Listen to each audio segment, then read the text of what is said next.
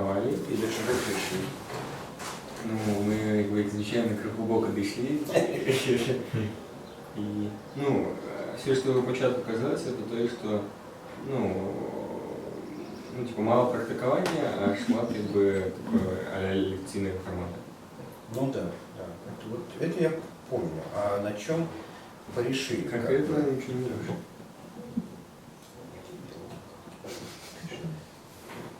Что за рефлексия без аркоидов? Что за рефлексия без аркоидов? Непонятно.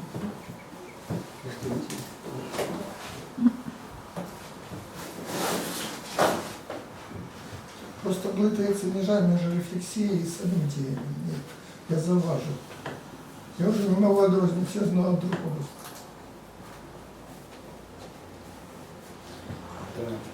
Бо коли я перший раз у доски стояв, мені сказали, ось ми тут про Птолемея, про Галілея, ось, а зараз рефлексію мені скажіть. А коли я виступав з рамками по історії, команди не було, ну без команди я осмелився рефлексію виказати вслух тільки про себе. Ну, а про себе особисто в сенсі, не про вас. Хороший навык рефлексии, только по команде. Вот это правильно.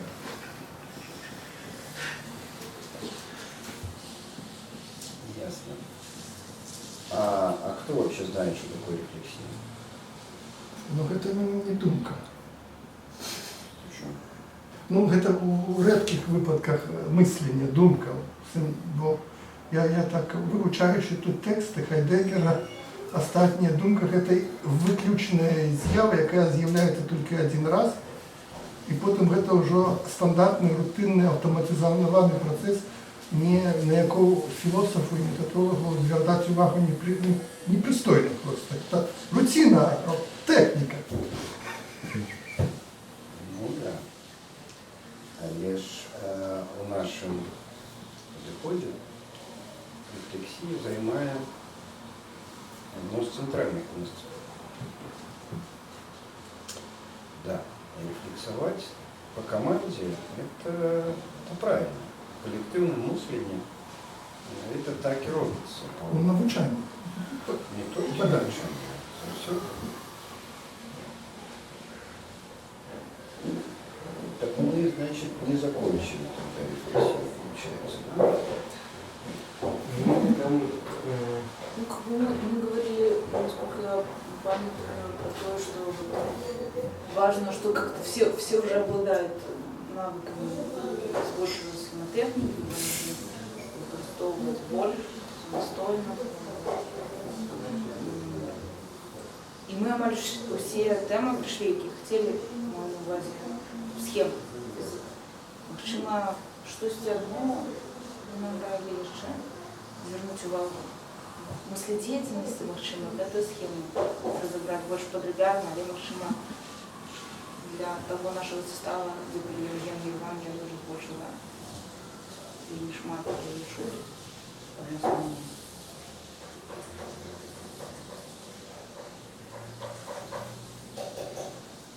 Ми почали, ну, здається, вже придумали, що треба більше практикуватися, а практикуватися ліпше не на неких абстрактных методах, а на конкретных, и там понеслась у бок на разложение идейности, там еще приклад был про робота, что есть разные вопреки на дорожную простую человека, который не разбирается, и значит мы вышли в этот бок. Просто там это Иван, и там кто задал питание, почему это разрушить. Ну, то пока. А питання перше було все-таки як практикувати. Не было, отказа не было, да? Ну да, потому что все-таки мы, там ми з Іваном, наприклад, можу сказати, що періодично використовуємо, але як можна бути впевненим, то що ми не хлусим один одному и сами себе. Ну, тому, да, отказывать як практиковаться и прокачиваться в этом, так, дать на него. Практиковаться в чем? Використання схему. А. Тогда, значит, давайте так. Переберем варианты, с которыми мы можем сегодня иметь дело. Мы можем попытаться продолжить ту линию, которая была, то есть кто-то выходит и начинает работать с содержанием ядра в заданной рамке какой-то. Да? Мы можем разобраться с тем, что такое рефлексия и ее местом в нашей деятельности, и в частности в схемотехнике. И мы можем попытаться переходить к схеме мыследеятельности и уже работая со схемой мыследеятельности пытаться разбираться с рефлексией тоже. Да? Ну и с рамками тоже. Потому что переход к схеме мыследеятельности оправдан еще тем, что в любом случае у нас скоро будет перерыв на лето.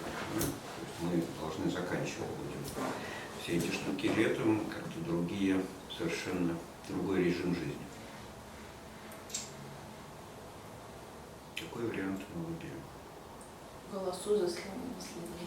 Будем выбирать голосование, мне только хотелось спросить. А против всех. Третий вариант получается отлично, и второй. Ну, рефлексия интересная. А Евгений, интересно? Кто? Голосуй за рефлексию, не ждешь. Нет, выбрать схему мыследеятельности. Там, Третий вариант, конечно, хорош тем, что он снимает два предыдущих, ну, вернее, как бы включает в себя их. Да, но он плох в в плане того, ну не решения, а предрешения, которое было на вот том семинаре, про который рассказывает Евген, где вы не были, да, про то, где мы говорили вроде про то, что в самом деле нам на схемотехнике, вот в рамках этого каждого второго четверга, да, не хватает практикования самой работы, как бы, да. Все превращается в монологи, да, и так далее. Поэтому, если мы выбираем вариант с мыследеятельностью, который отчасти требует представления рефлексии тоже, то как быть с практикованием? Может быть, кто-то готов начать излагать схему мыследеятельности вслух, практикуясь, а я уже буду на стреме и следить за тем, чтобы сохранялись рамки. И бить по рукам. Ну, типа того. Может кто-то изложить схему мыследеятельности? Был бы тут Иван, он бы вызвал. Я могу поспробовать, но я не совсем правильно выправляться. Ну, не важно. Вот и допомагать. Давай. Света, настрой. Безумство храбрых. Вот так решения принимаются. Отлично, Знаешь, отлично. инициатива наказуема. Да, и никакой демократии. Я памятую, что мы... Сейчас. Можно начинать. Ну да, я хотел спросить, о чем ты сейчас думаешь в данный момент? Ну, раз ты Я что-то думаю над тим, з помнишь, того, з чого почати, тому що Так. я бачила шмат людей, які починали розказувати про схему, і у всех в них было не очень хорошо. И значит, у меня будет тоже не очень хорошо. Но... То есть там как бы делится мир на 3 частки, я бы так могла бы сказать. Собственно, Почему это неправильно? Перед тем, как пачкать Мгм. доску, давай Хорошо. разбираться. Мгм. Ну, графику схемы все помнят, да? Прикладно, да. Ну, то есть давай на словах еще напомним. Мгм. Значит, 3 части. Три частки, так? Верхняя часть у нас пространство чистого мышления. Там как бы отбывается Ну, не важно. Там, да, верхняя Потом- это чистое мышление. пространство коммуникации. Мысли коммуникации. Коммуникации. Нижняя, как бы вот, действий, Мысли мысли То есть мы представляем мир в 3 таких слоях. Еще что в графике? Ну, еще, я так понимаю, важная часть, что это есть один человек и иной ему, то есть Правая и левая части, да? То есть мир делится на 3 слоя и 2 половинки. да. Отлично. Еще что там есть в графике? Непреодолимые Какие-то позиции, да, человечки, но я докладного взгляда мне тяжковато, я не Ну понял. давай с человечком. Так, там есть позиции. Ну, да, я так понимаю. Позиции в 3 слоях. В мысли коммуникаций. 2 позиции. В мысли- каждой половинке и в каждом Ну да. слое есть позиции. Итого 6 позиций. Ну да, Да? получается, да. Что там еще есть? Ну, наверное, максимум чисто мысли не есть. Там, тоска или что-то, или как поток сознания, или как... Ну, это, да, это зарисовка позиции, которая отличает ее от позиции 2 других слоев. Да, но я просто згадываюсь, что я ведаю, а максимум это, ну, как бы дробизи не совсем. Ну, нет, важно. Есть стрелочки, которые... То есть да. они, позиции различаются, соответственно. Да. Да, чем-то. Чисто мышление одно, как бы позиции, зарисовка соответствующая. В других местах схемы другие. Еще происходит взаимодействие между слоями. Ну, то есть, как бы, вообще-то... Отлично. То есть есть еще границы между этими частями всей схемы. Да? Вертикальные границы, границы между слоями, и горизонтальные границы, которые по-разному обозначаются. Ну да. Как говорит Евген, непреодолимые границы, скажем, в чистом мышлении и мыследействовании, да? И преодолимая граница в мыслекоммуникации. Помните, да? Отлично. Что еще есть? Переходы между слоями Ну да. и половинками. Вот тут мне не совсем зрозумело, но я так разумею, что ну, как бы, там, что думки реализуются в коммуникации, в деятельности, и наоборот поднимается, что все такое. Ну, все вспомнили, да? Ведаю, я один заняток только Я вижу, пропустил, да. а вы уже такое ведаете. Вы уже в один заняток все это было Ну, вписано. представили себе по рассказу, да? Ну, конечно, там 3 уровня, 6 позиций, 2 стрелки Не и вызвались коммуникации. еще, То есть, вспоминая это все, можно нарисовать. Ну да. Можно, а нужно. Може, не треба. Ці, може, треба з чогось почати, Да. з ніяких розваг, Да. тут не проблем. З чого якби почати. Тому я і сказала, що ось я б поділила мир якби на 3 слої, і ось я прийшла зверху. И что это тогда будет за начало?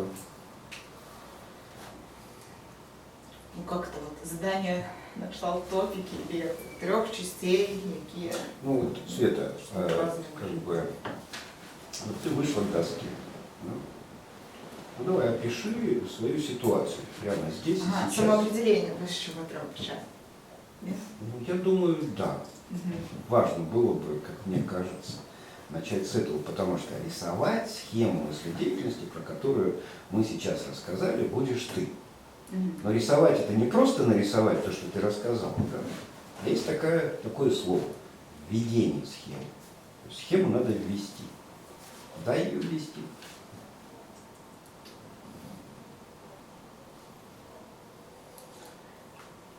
Что я уже заводилась на первом питании.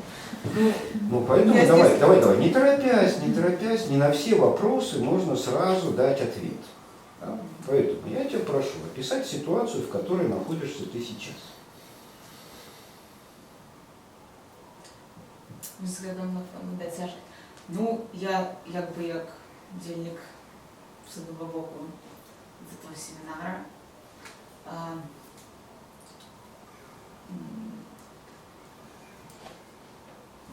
З другого боку, я якби, як це сказати, ну, на кшталт громадянин вот этого вот города. Негритянка, лесбиянка, знаю. Ну, Читали, да. ну, типа того, да. Ладно, посмотрите на Свету. Пишите Свету сейчас. Стоит, волнуется возле доски. Стоит, волнуется. Чего волнуется? Не знает, как вести схему. А кто видит, что она волнуется? Это происходит в чистом мышлении. Нет, в мышлении ничего не происходит для меня обычно. Это в коммуникациях происходит. Ну, вроде щечки у тебя в меру бледненькие, да, глаз не дергается. Ну да.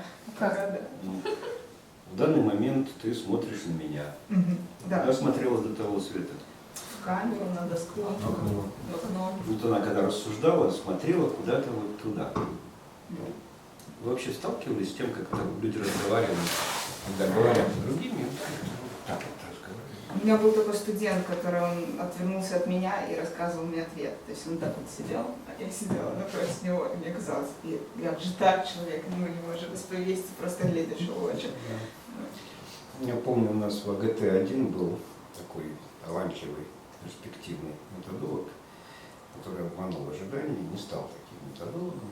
Он был математиком по происхождению.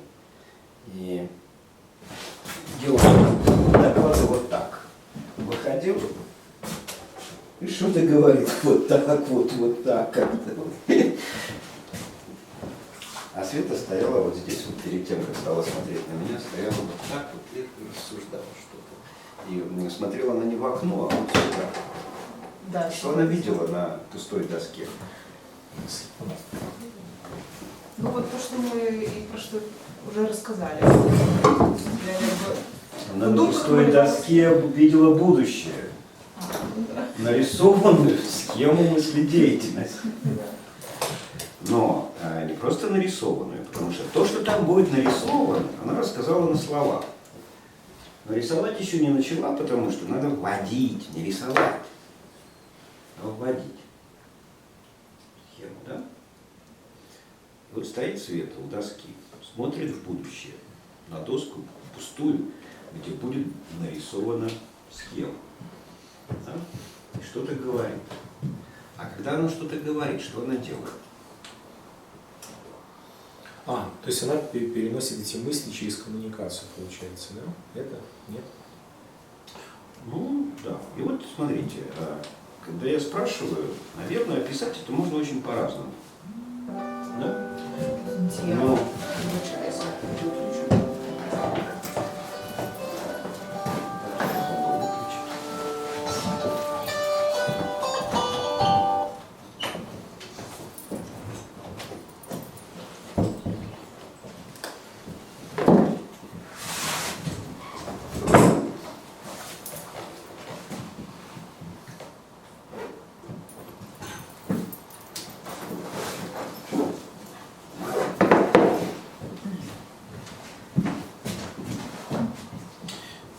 Ну и вот, я попросил, с задней мыслью, естественно, попросил Свету описать ситуацию, в которой она сейчас находится. Ну, можно сказать, это... Большая вас перебиваю. Я пытаюсь сразу описать ситуацию в докладничности. Хотя это не требуется. Почему? Почему это... Ну, можно Сейчас, ты сказать... сейчас начнешь описывать ситуацию.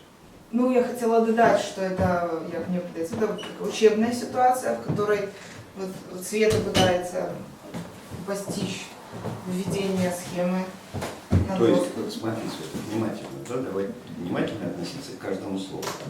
Вообще это отличает, собственно, магистра игры а методолога, как бы, да? Внимательное отношение к каждому слову, как к звучащему и как к действию. Слово «дело», да? Мы словом можем много чего менять и так далее. Поэтому, так, что ты сказала? Сказала, Про что учебную я ситуацию. нахожусь в учебной ситуации. В учебной ситуации находишься, но при этом ты являешься главным, главным человеком, главным объектом в этой ситуации. Ты стоишь у доски. Да? У доски. И это стояние у доски сейчас может быть описано очень по-разному. Ну да. Вот вы видите, что Света готовится что-то сделать. То есть готовится вести схему мыследеятельности. Я уже не буду говорить рисовать. То есть она будет рисовать. Но обратите внимание, что она будет делать, когда она будет рисовать? Вводить схему. Вводить схему. Чувствуете разницу?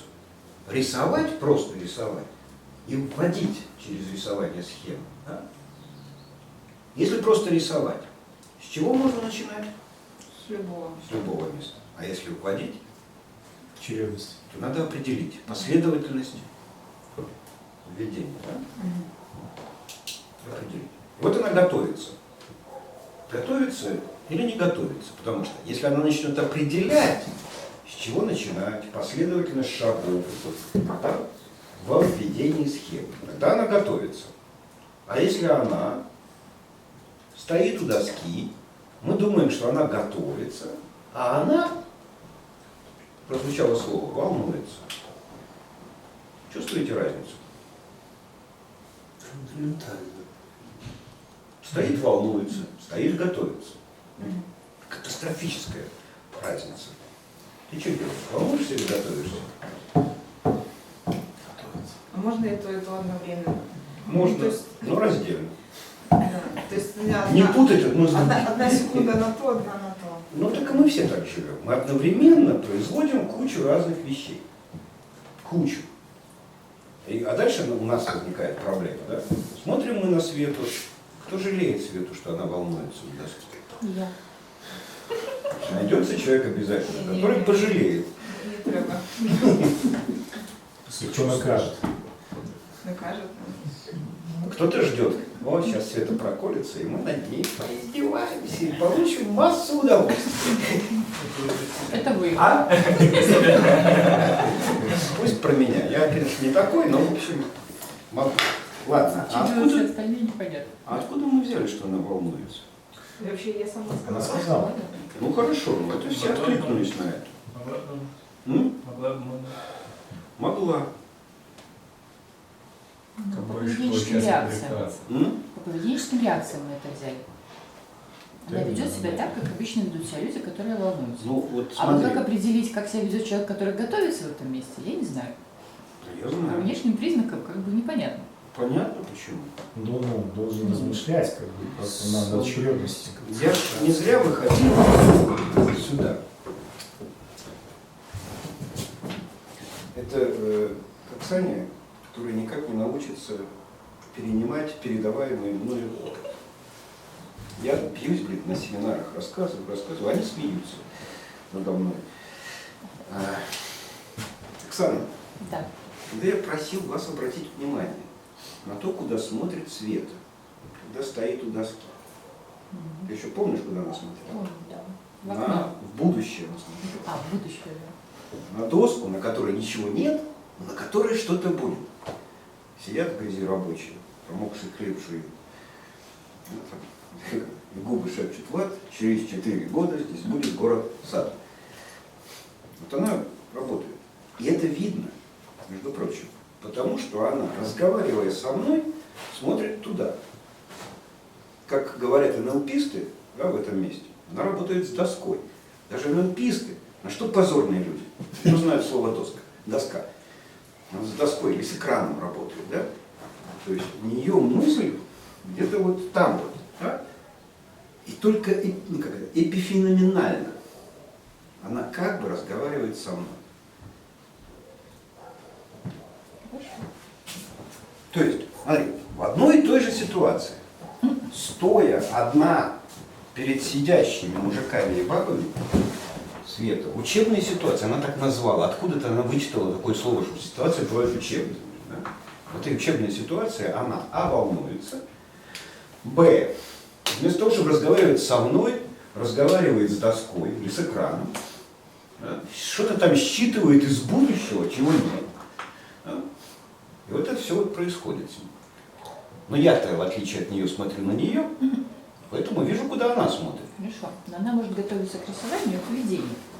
Вы сами различили эти две вещи. Точно. И как бы, глядя на доску, можно готовиться рисовать схему, размечать пространство и представлять себе, как вот эти 3 на 2 вместить, чтобы не промазать. Вот обрати Я внимание. все время промазываю, например. у меня Вот никогда обрати не внимание, когда она говорит: я волнуюсь, она смотрит на меня. как я сейчас на тебя, я волнуюсь. Потому что, понимаешь, говорить доске, что ты волнуешься, бессмысленно. Там, на доске, никогда никакого волнения нет. Ну ладно, и что? Откуда мы можем, как мы можем принимать за правду или неправду высказывание типа «я волнуюсь»? По действиям. Нам это надо вообще? Да, это надо сейчас. Зачем? А? Зачем? Чтобы определить порядок ведения схемы мыследеятельности. Нифига себе. Точно. Получается по действиям. Так? В рамках учебной ситуации в школе магистров игры, в скобочках методологии. Ну, то есть во всех этих рамках нам надо понять, как проверить на истинность высказывания «я волнуюсь», для того, чтобы определить, и нужно это нам для того, чтобы определить порядок ведения схемы мыследеятельности. Так, вот по частям. Ты сечешь вот эту штуку, что когда она говорит о том, что она будет сейчас делать, она смотрит на доску, и у нее там, на экране, который вот как бы, это реальная доска пустая, а экран, с которым она работает, чем-то заполнен. Она перебирает там какие-то идеальные конструкции. Да? И ей для этого не надо смотреть на меня или на тебя. Когда она говорит: Света, расскажи, где ты находишься, в какой ситуации. Она говорит: я в учебной ситуации и волнуюсь. Для доски это по барабану, но сообщить о своем волнении она должна мне. И пока она волнуется, она не может определять порядок введения схемы мыследеятельности. Значит, если я ее слушаю, как человек, занимающий, у которого другая ситуация, чем у Светы, я здесь как бы учитель. Я должен ловить эти вещи и понимать, если уж она сказала мне про волнение, я вообще-то должен это волнение снять. Но я могу быть тупой, да, она сказала, почему-то посмотрела на меня, а могла посмотреть на тебя. Тогда кто должен снять волнение? Вы. Вы же учитель математики. Я тут при чем? В этой ситуации, в которой мы находимся, есть две позиции.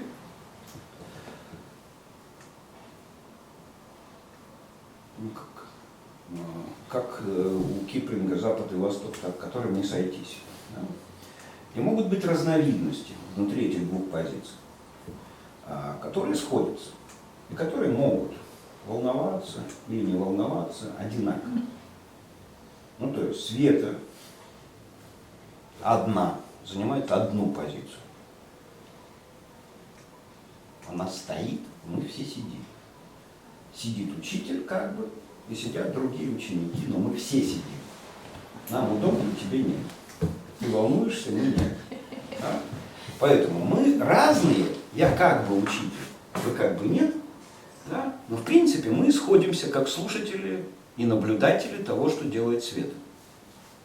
Поэтому, когда она смотрит на меня или на тебя, это адресовано, как может быть адресовано нам. И любой из нас может предпринимать какое-то действие. С нашей позиции, с ее нет. Потому что ее позиция уникальная, они разные. Мы можем поменять, тебя выставить или там Леонида выставить к доске и так далее. Тогда будет опять две позиции, но заполняться они будут разными людьми, да?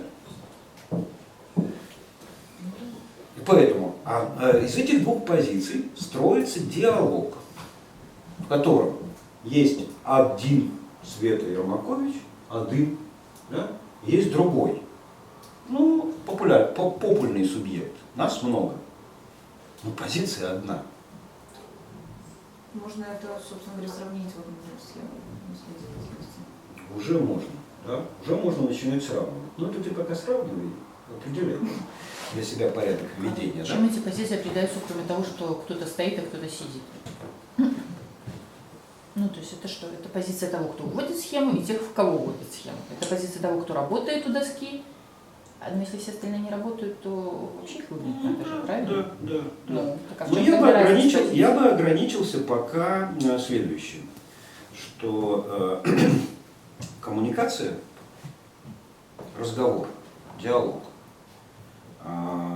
препарированный до элемента простейшего, всегда имеет направленность. Да? Кто-то в коммуникации говорит, кто-то в коммуникации слушает. Это разные позиции. Даже если этот разговор как-то быстро меняющиеся позиции, да? К части вот эти вот, да? Один говорит, другие слушают, потом другой начинает говорить, и тот, кто говорит, слушает, как бы, да? Это меняется настолько быстро, что мы, в общем-то, не придаем этому значения, разбираясь с разговором, с диалогом, с коммуникацией. Да? Ну, а, собственно, почему? Почему мы не придаем этому значения, хотя, скажем, знаете, что такое переменный ток? Да. Ток – это то, что течет. Да? Куда течет ток? Вот забей. Через окно. А почему это тогда называется переменный? Что не меняется? Ну что он по космосу течет? Так вот, знаете, физики, занимаясь вот этой фигней, да, они понимают условность этих вещей. А мы, разбирая коммуникацию, гораздо более сложный объект, стремимся сразу все схватить в целом, там, не препарируя и так далее. Коммуникацию на простейшем уровне надо разбирать так. Если в доске вышел докладчик, то он говорит, а мы слушатели, даже если мы реагируем. И мы только тогда хорошие слушатели, когда реагируем на все, что говорит докладчик. На все. И коммуникация в этом месте первична, потому что доска по-прежнему пуста, и она еще ничего не начала делать на доске. Да? Но она делает что-то с нами. Готовит вас к ведению схемы деятельности. Обратите внимание, конечно, готовит. Потому что она, если она мне сообщает о своем волнении, она готовит меня к тому, чтобы я ее сильно не бил. Вы Человек уверены, что вы волнуется. так сейчас снимаете волнение, если у вас еще эта задача есть? Опять Эффект же, на лицо, по этим самым визуальным эффектам вы только увеличиваете. Но, правда, мы не ответили на вопрос, как проверить на истинность высказывания волнений. Обратите внимание, я тоже встал. Я теперь ближе к свету. Теперь еще одна позиция получается. М? Ну, кроме... Нет, Нет, да. вас тех двое там. Просто у нас теперь Да. собранные. Да. Позиции При этом я только имитирую тебя здесь у нас. Мгм. А на самом деле настоящий. Но, значит, она, когда говорит что-то, которое, это говорение мы понимаем как действие, подготовку к введению. И вот она говорит какие-то слова. Про что она говорит эти слова?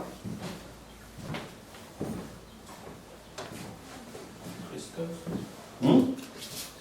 Про схему, про себя, про ситуацию. Вот, пока пусть эта доска побудет чистенькой, да, я вот на грязненькой нарисую.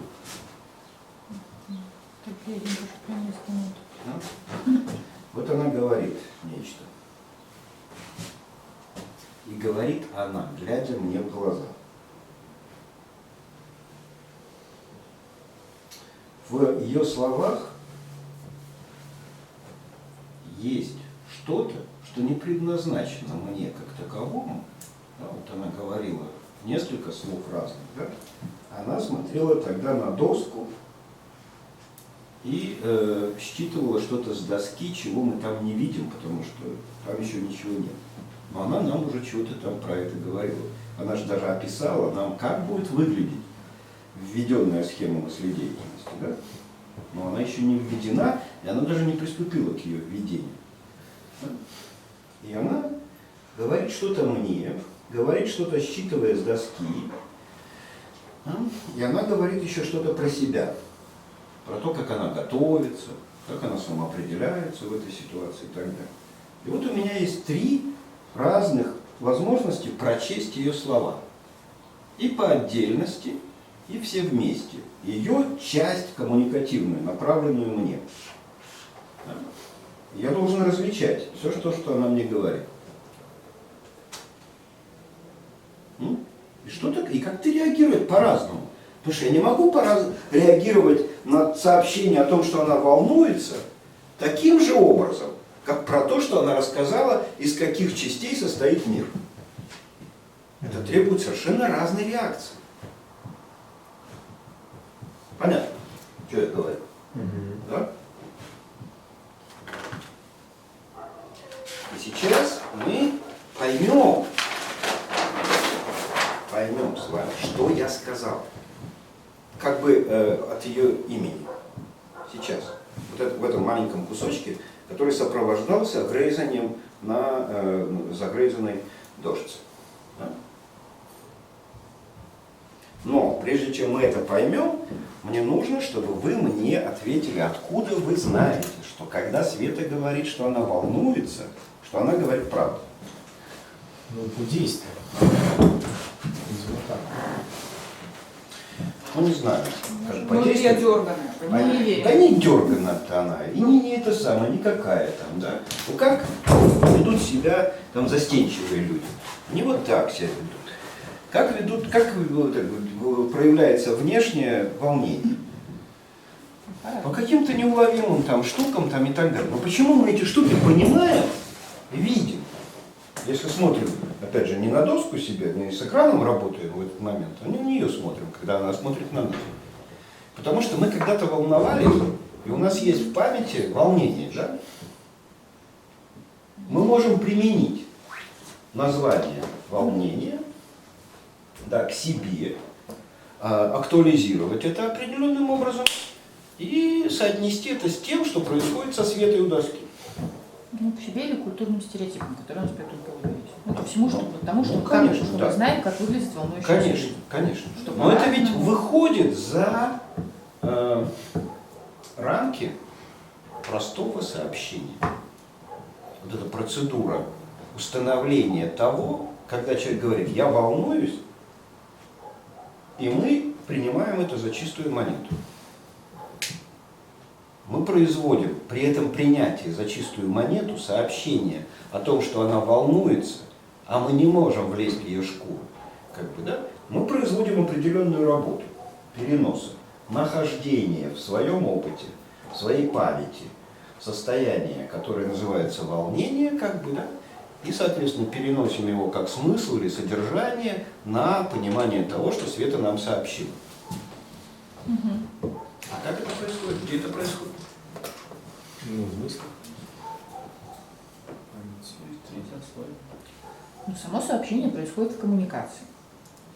В коммуникации это происходит. Ну, само В сообщение. коммуникации есть простое сообщение. Я волнуюсь. Мгм. Я волнуюсь сопровождается взглядом в глаза тому, кому это сообщается. Направлено. Вот если я вам скажу, что это вот как раз проявление рефлексии. Что именно? Вот это соотношение себя. Нет. Признание правдой или неправдой сообщение о том, что она волнуется. Это как конечный результат получается. Если мы услышали, если сообщение дошло до адресата, если оно дошло, мы как-то можем ответить, перевернуть коммуникацию, как в переменном токе меняются, как говорит Леонид, местами полюса. Как дошло сообщение, вы подразумеваете, что я не просто услышала, но принято. Принято как правда. Что на него можно уже ответить. Вот на что-то можно не отвечать, на что-то можно ответить. Значит, как бы сообщение закончено, и теперь пришло время поменять местами. Да? Но это как финальное. То есть, когда мы признали, вот мы услышали, вспомнили, сопоставили и вернули, что это правда, вот в этом случае это рефлексия. Да. А если мы услышали, сопоставили и признали это как неправдивое, то это... Неважно. И то, и другое, Это это рефлексия. просто реакция наша будет разная в зависимости от того, какое признание мы делаем. Да? Окей. А тогда отсутствие рефлексии, это когда можно сравнить вот с лингвистикой, когда мы слышим какой-то другой язык, и мы не распознаем какой-то звук в нем. То есть мы просто на него не реагируем. Потому что Ну, мы не принимаем можем- неверное Да. решение и То есть мы отвечаем. не то, что мы соответственно. отвечаем да или нет, ну, правда, неправда, а мы просто не реагируем. И тогда Ну, вот смотрите, даже нечленораздельная коммуникация с помощью нечленораздельных звуков, она уже предполагает рефлексию. Да? Когда ребенок плачет, маленький, да, вот упал и плачет, да? Как ведут себя люди с рефлексией и как себя ведут люди без рефлексии?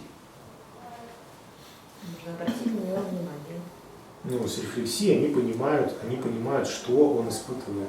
То есть они или не вспоминают, хотят. догадываются, что Они голоден, отвечают, замерз. отвечают на это действие. Да, да. Поднимают, Да. успокаивают, поглаживают. Как отвечают люди без рефлексии? Ничего не делают.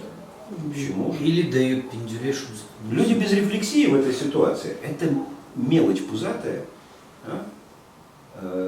Маленькие детки, которые подойдут, говорят, плачет. То есть это не рефлексия? У нее нет рефлексии, у нее нет соотнесения, она не соотносит это, не проделывает вот эти процедуры. Да? Я услышал слово «волнение». За волнением есть некий денотат. Коннотат, да? Этот коннотат и денотат я нахожу в себе, вспоминая, как я волнуюсь, как бы, да, и переношу это из памяти на то, что я понимаю, что происходит сейчас со Светой. И, соответственно, это побуждает меня к соответствующей реакции. То есть получается, отсутствие рефлексии – это отсутствие такого рода воспоминаний, когда нет общего языка. Отсутствие всей вот этой работы. Да. Ну, грубо говоря, вот в этой части рефлексии, да, она описывается буквально вот этой песенкой Максима Леонидова. Да? Я оглянулся посмотреть, не оглянулась ли она, чтобы посмотреть, не оглянулся ли я. Да? Да. Вот эти вот постоянные переносы позволяют нам адекватно реагировать на эти вещи. Итак, да, А чем тогда отличается рефлексия от эмпатии? Эмпатия отличается тем, что мы сами начинаем переживать.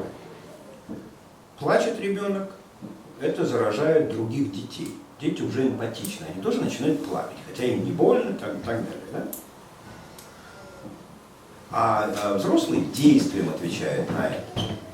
Действием, то есть поднимает, помогает, дует на эту самую и так далее. Ну и маленькие дети, у которых рефлексия появляется, они уже тоже так поступают.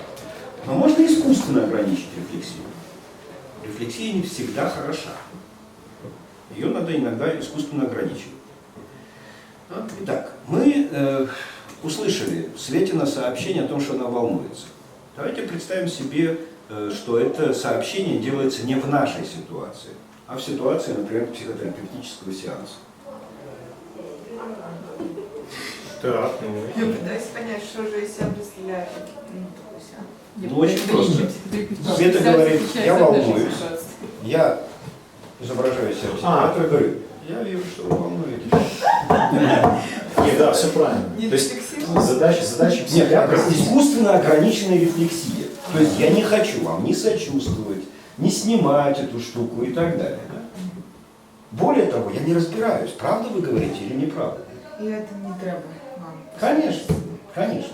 Более того, даже если я сомневаюсь в том, что вы волнуетесь, мое, да, Света, ты волнуешься, да, способствует тому, что ты начинаешь волноваться еще больше. Надо больше верить в то, что он действительно волнуется. Ну и так далее. Но в этой ситуации она сообщила нам, что мы волнуемся. Я бы тоже выключил на этом месте рефлексию и сказал бы, ну блин, а нам какое дело? Нам надо, чтобы она ввела схему, да? А будет она при этом волноваться или не будет, нам абсолютно по барабану. Будьте так, як однобока рефлексія відбувається, як некий каля такой психологічний, біологічний процесс. Ну, да. И вот эту всю хрень психологичную, биологичную надо выбросить. Потому что я спросил Свету, опиши ситуацию, в которой ты находишься. И вместо того, чтобы говорить, слушай, я нахожусь в состоянии доклада, результатом которого будет введение схемы мыследеятельности, но не могу определить начало и порядок действий. Вот если бы она так сказала, как бы, все было бы классно. Вместо этого она начинает мне какую-то херню нести про то, что она волнуется.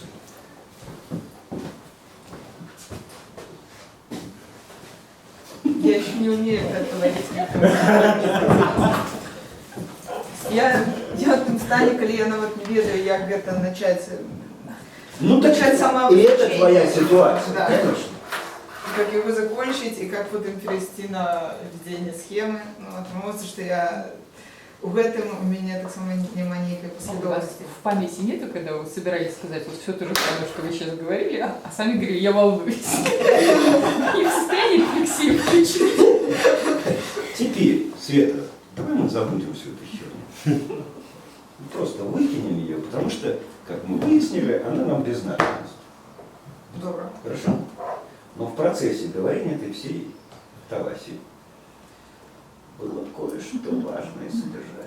Ну, мне падаецца, што можна взять тое, як вы вось расклалі дыялог, ну, як вы описали дыялог. Вот видишь, она перестала волноваться и начала соображать. Да? Я ще не факт. Ну, на кшталт можна було б Покажи намалювати. пальчиком. Что? Покажи пальчиком, про что ты говоришь. Про диалог. Так, диалог, я не ведаю, Ну. як это показать. Я же его нарисовал. Так, вы его намалевали. То есть на него можно пальчиком показать. Ага. Пока не спеши рисовать. Ну, ось это, ну, як бы, то, что вы намалевали, это было як бы то сообщение, которое я отправляла, те пакеты информации. Отлично. И они были отлично. маркированы. Все поняли, что я там рассказывал про это? Ну да. М? Тут столько сенсов было. Ну, понимаете, почему 3 стрелочки, 3 линии в стрелочке? А? Ну, разные сообщения. Я даже мог бы, наверное, еще с десяток нарисовать стрелочек, но мне хватит. Я нарисовал следующий, просто номера сейчас поменяю, да? Света говорила про идею какую-то, Света говорила это мне, да? И Света тем самым осуществляла подготовку к началу введения схемы. Она что-то делала этим самым. И вот все эти 3 составляющие ее сообщения мне крайне важны. И нам, соответственно, тоже важны. И мы все это должны понимать.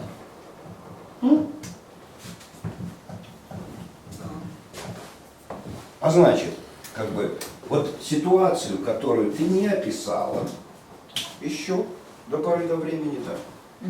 Но мы начали ее разбирать, откидывая несущественное в этой ситуации, как то твое волнение, да, и существенное, как то под твою подготовку, да, с хаотичным говорением каких-то слов, которые, в общем, рождаются, когда ты смотришь в будущее на чистую доску. Да? Вот это все мы как бы разобрали, и у нас появилось некое изображение. И это изображение мы сейчас с тобой, Можно. сейчас с тобой, да, я объявляем перформативно. Перформатив это что? Это Слова, осуществление действия. действия словом, да, как бы вызывание к жизни того, чего не было раньше в жизни. Мы объявляем вот эту хрень первым элементом схемы. Тоді ви можете сумніватися. Ну, если все... А теперь смотри, какая штука. Что мы еще не проделали? Что мы еще не проделали? Успеем нарисовать. Рисовать первый элемент будущего целого надо всегда, представляя себе, а какой следующий элемент нарисуем. Да, правильно. Порядок действий. Ну и так далее. То есть надо всегда знать, откуда мы делаем первый шаг. Сделав первый шаг, мы должны знать, откуда мы его сделали и какой наш будет второй шаг. Так, значить, це треба визначити, який буде послідовність, який буде наступний крок. Конечно. Вот теперь смотри. Ситуативным образом хаотичном разговоре у нас появилась зацепка, с чего начать. Да? А надо же продолжить. Ну да. И можно продолжать. Ты нарисовал, у тебя на экране твоего сознания уже болтается нарисованная схема мыследеятельности. Ну да. Ее надо вводить. Вводить мы понимаем, откуда уже можно вводить, потому что ситуация нам позволила разрулить эту штуку, и у нас появился первый элемент. Ну да. Да? Да. Ну а как мы продолжать это будем? Потому что у тебя схема многомерная. Да. 3 слоя, 2 половинки и так далее. Поэтому можно продолжать вниз, можно продолжать вверх, можно продолжать в бок, в сторону. Я бы продолжила бок. Ну, как бы намалевав всю встречную стрелочку. Ну хорошо, ты еще продолжишь. А питання серйозне? Ну не знаю, давай. Тобто питання зараз до позиції. Так, коли що, я буду допомагати. Понятно. Так, ну, була пропонова получається 3 елемента. Чи значить гэта, то што пачынаць трэба зачерды з гэтага элемента каподзіць, а другое пытанне, калі не, то для введения схемы, введения першых элементов, но может быть амаль выпадковым, ці як зручней, ці залежить от ситуации и контекста, ну, как это, можешь пробовать сказать? Это мне Это вопрос к Свете? В позиции, когда ты в позиции, то... Нет, так если ты вводишь схему, то ты должна определять очередность. То есть, ну, определяй. Нет, так, ну, тут питание, ну, якого фига такая последовательность? Ну, мне подається, я прийшла до такого висновку, що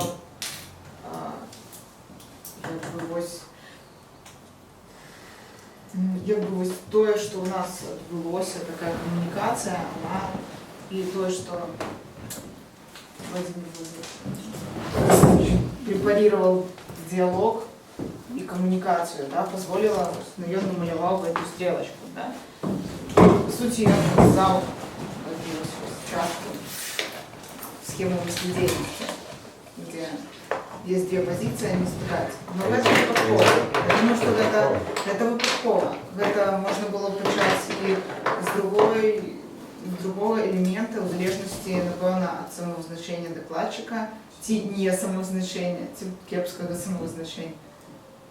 Ось. Задовольняет такие отказы?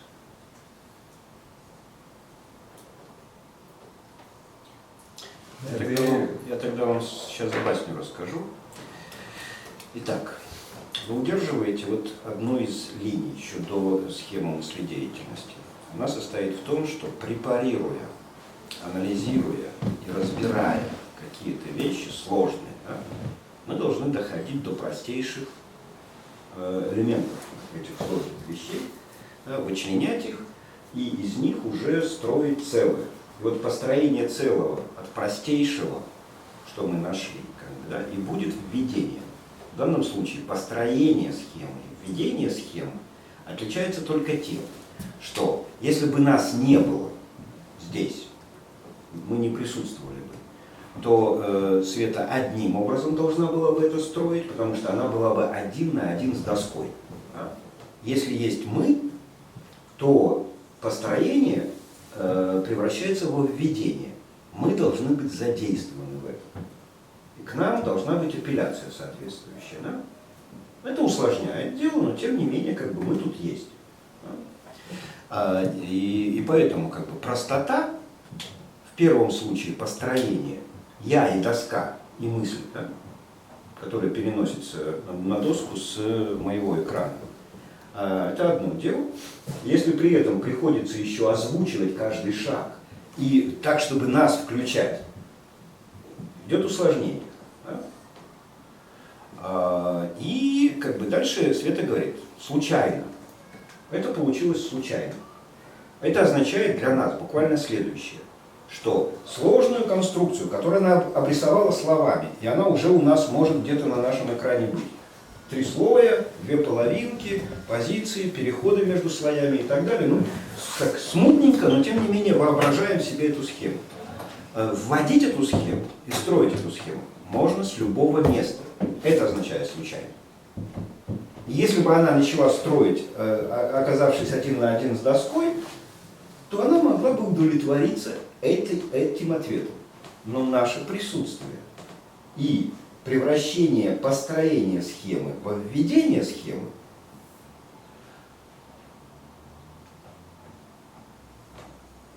не позволит нам удовлетвориться этим ответом.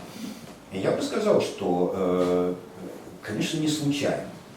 Вот то, что мы начали и решили, что начинаем с этого, не случайно, а зависит от ситуации. Той, которую мы описали, в которой мы разбирали. То есть она строит схему об нас, как бы получается. Да. Строит об нас схему. И... Сейчас. А вы байку Сейчас. еще. А? Байку Да. еще. Но мне Папулиуген там что это самое, как если ты не будешь выводить в бок, то я начинаю байку. Ну, это типа отбивка, типа я зрозумів двох.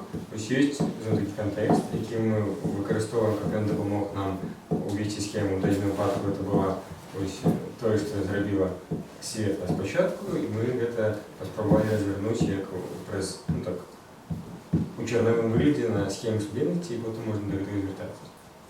И фактически была бы іншая ситуация, то таким же способом мы могли бы почать с іншого микроэлемента. Конечно, но с опорой на ситуацию, складывающуюся, разворачивающуюся. Игнорировать ситуацию нельзя. И это такая рефлексия такая научальная привести, то это фактически такой метод сведения.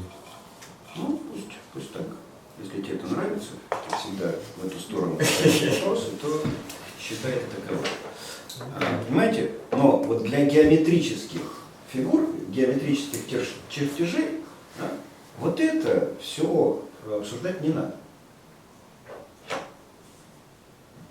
Ну, или для малюнка, да. Ну, или, да, для любого малюнка, так сказать. Но малюнок это не схема. А вот, скажем, пифагоровы штаны, да, там квадраты, нарисованные на сторонах прямоугольного треугольника, это уже схема, но геометрическая. И там учитывать ситуацию не надо. Когда вы ее вводите, например, на уроках геометрии там, или еще где-то. Да? Потому что там достаточно квалифицировать ситуацию как учебную, и дальше схема вводится правильно. Правильно, то есть в раз и навсегда установленном порядке, или в нескольких вариантах порядка. Да? И учитель может выбирать методику, как рассказывать теорему Пифагора. А почему нельзя так вводить методологические схемы? А потому что методологические схемы связаны с такими вещами, которые мы разбирали на этом волнении света, на рефлексии. Про что схема Пифагора? Теорема Пифагора. Она про идеальные вещи, про идеальные понятия, как бы, да, которые не зависят от людей никак. Никак. То есть они не существуют вне людей, вне математики, скажем, да, созданной человеком, ну или там разрабатываемой человеком. Но тем не менее, они настолько идеальны, что они не требуют отношения человека. А все гуманитарное требует отношения человека. Может, уже басни не рассказывают, но рассказывать. Значит, это к тому, что мы должны начинать с простейших вещей. Методологи еще в 50-е годы, когда они еще не знали, что они методологи, они только собрались изучать мышление. Вот вы бы не знали ничего про методологию, про то, что где-то есть там Мацкевич, у которого можно что-то про это узнать, спросить и так далее. Вот вы собрались и решили, а давайте мы откроем новую программу исследования мышления, не зная про это ничего. Куда бы вы пошли? Это по-белорусски. А методологи пошли сразу в несколько направлений. Одно из направлений это было детское мышление, освоение детьми взрослого мышления в решении задач. И вот ГП описывает эту ситуацию многократно. Ее нужно как бы всем помнить. Приходит к маленькому ребенку, который еще не ходит в школу, и задают ему задачу. Сидели на дереве 7 птичек. 3 птички улетели. Сколько птичек осталось? 7. Чего? А ребенок не знает арифметики, он еще ничего не учился в школе, ему предложили об этом подумать в детском саду. Он сидит, говорит, эх, птички, блин, 7. Что-то я представляю себе про числа, да, ну как бы решить как-то, не знаю. Ему этот самый психолог, который с ним работает, говорит, ну давай вот, у меня есть палочки, с помощью палочек, может, попробуешь решить, как бы, да, ты же когда у тебя в детском саду занятия проводили, учили на палочках считать, да, ну вот палочки считай, так это же про птички, да, про птички, отлично, говорит ребенок, тогда берет кучу палочек, и говорит, какую-то кучу, да, и есть больше, ну, ладно, говорит, начнем с этого. На что психолог ему говорит, слушай, а почему ты сложил столько палочек? Не знаю.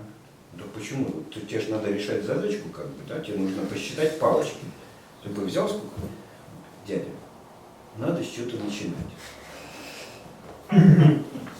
Надо с чего-то начинать.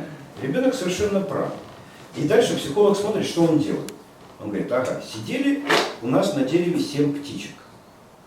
Вот пусть это вот птички, которые там сидели. Сколько тут палочек, хрен его знает. Но мы знаем, 3 птички улетели. Раз, два, 3. Улетели. Не дойдет птички. Вот дальше мы точно так же знаем, что осталось... сколько птичек осталось, нам надо выяснить, да? Значит, нет, не так. Да. Я набрал. 3 птички, сидела на дереве сколько-то птичек, 3 птички улетели, 4 остались. Да? Сколько было всего? Сколько было? Тогда он говорит, ага, эти улетели, их нет, раз, два, 3, 4, эти остались. Я взял сколько палочек, ну с чего-то надо начинать, как бы, да? Такую процедуру проделал, теперь говорю, ага, нам же надо знать, сколько там их сидело. Возвращаем улетевших назад, и теперь мы можем раз, два, 3, 4, 5, 6, 7. Ответ 7. Но вот эта вот процедура, да, как рассуждает на первом этапе. Вот, это птички, которые сидели. Сколько? Мы же не знаем, сколько. Мы начинаем. Да. И это, как, знаете, случайно или не случайно?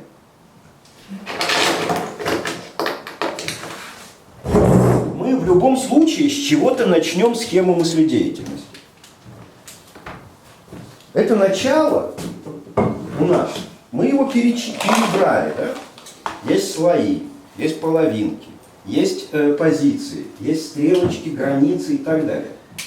Начало может быть множество. С чего-то надо начинать. С чего-то надо начинать, и это начало, соответственно, случайно, как у ребенка. Дядя, с чего-то надо начинать. Но с чего?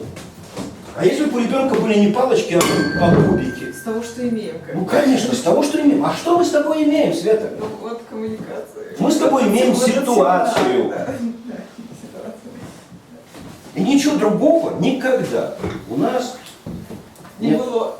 Нет, у нас есть экран, на который ты можешь смотреть, да, как это, разговаривая сама с собой, как бы в нашем присутствии, да? Можешь с нами разговаривать. Но если экран у тебя есть, то тогда ты можешь вводить геометрические схемы. И работать Пифагором. Потому что Пифагору мы все не нужны. От нашего мнения, да, сумма квадратов катетов не изменится. А здесь много чего может быть по-другому. Построить, нарисовать-то мы всегда сможем нарисовать то, что в графике есть. А чтобы ввести, то есть, чтобы это стало нашим инструментом, да, у нас есть какие-то твои знания, представления, все то, что на экране. И есть мы. И наша ситуация. А наша ситуация, обрати внимание, давай им сообщим, а то они не знают. Наша ситуация мыследеятельности. Ага, мы тоже не знали.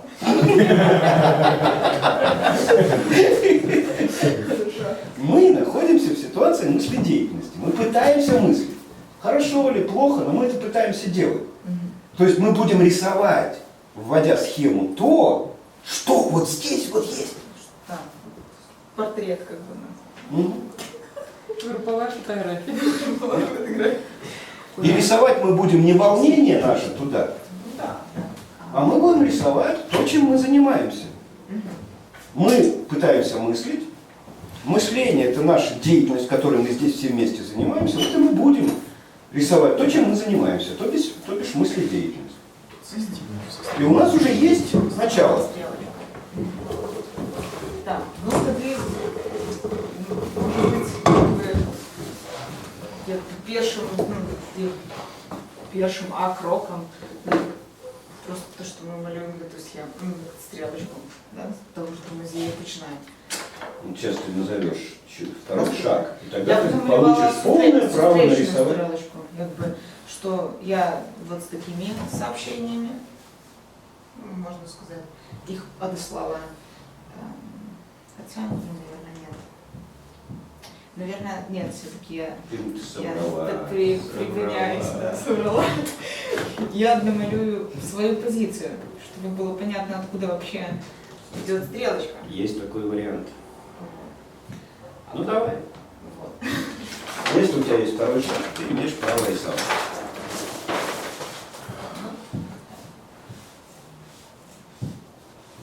Ну, и я бы намалевала куда. Это Света, похоже? Да. Вылитая. Не страшно. Ну вот. Отлично. Ну, тоді, значить, є взгляды, якби, пакеты с информацией, которые идут от некой позиции. И Вопрос. я- Ну, позицию даже там, когда мы рисуем схему, мы как бы условно там позицию рисуем, и все-таки мы подразумеваем, что это позиции конкретного человека. То есть Света и там конкретные сообщения. Если мы разбираем сейчас эту ситуацию. ну, Да, правильный вопрос. Ну, то есть ты нарисовала позицию, ну вот что это за человечек?